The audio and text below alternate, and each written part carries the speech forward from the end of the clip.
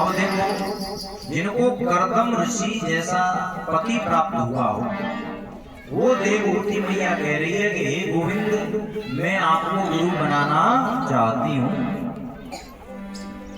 अब यहाँ पे हमको क्या शिक्षा मिलती है, क्या संदेश मिलता है?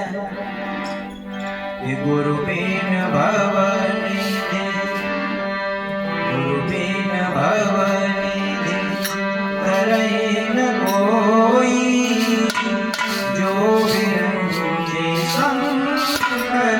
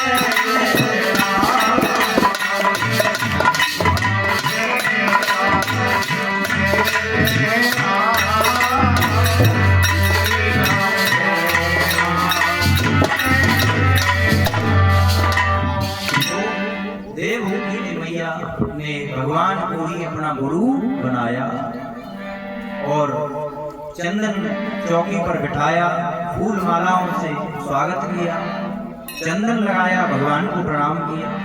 अब भगवान ये कह रहे हैं, मैया देख, मैं तो तेरा बेटा हूँ, ये तू मेरी पूजा क्यों कर रही है? मुझे तेरी पूजा करनी चाहिए। तो भगवान ने कहा कि बेटा हूँ तेरा, तू ये क्या कर रही है? मैया मुझे पाप लग जाएगा। बोले तुम नहीं जानते हो? बोले क्यों? बड़ा कौन होता है? अपवल तपवल और बाहुबल,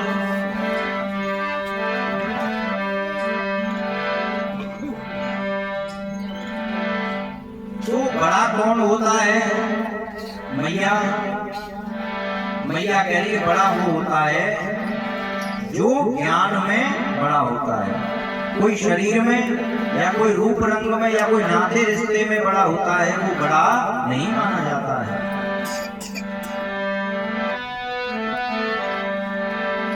धन वृद्धा, बल वृद्धा, आयुर्वृद्धा तथैव च।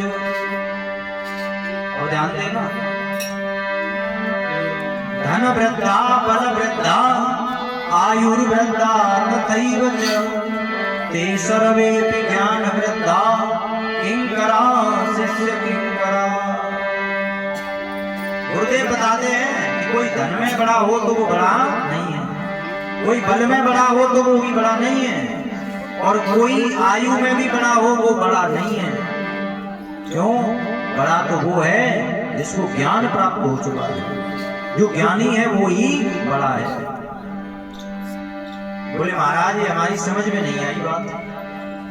अब ईमानदारी बताओ, जो फौज में अधिकारी बन जाता है और उसकी उम्र होती है 25 साल, कितनी?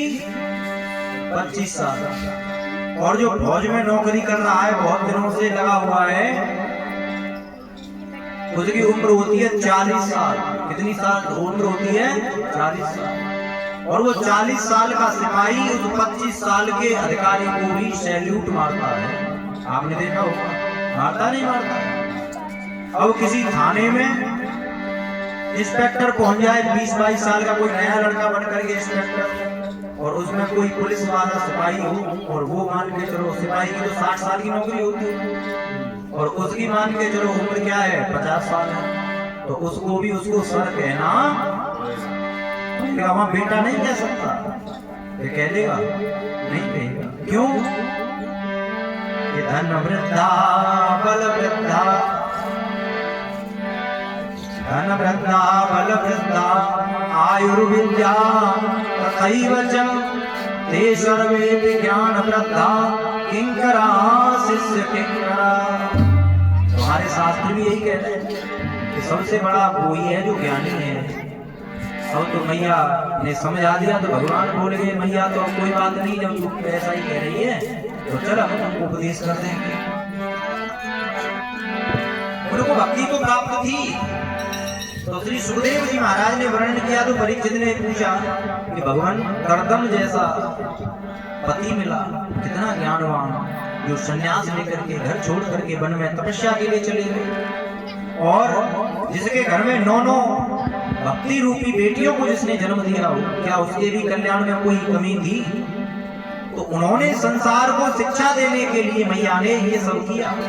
और ऐसे ही ये संत महापुरुष अपने में आत्मराम होते हैं, आप्त काम होते हैं, पूर्ण काम होते हैं, जिनको अपने लिए कुछ भी नहीं चाहिए, लेकिन फिर भी ये हमको उपदेश करते हैं। गोविंद भगवान की।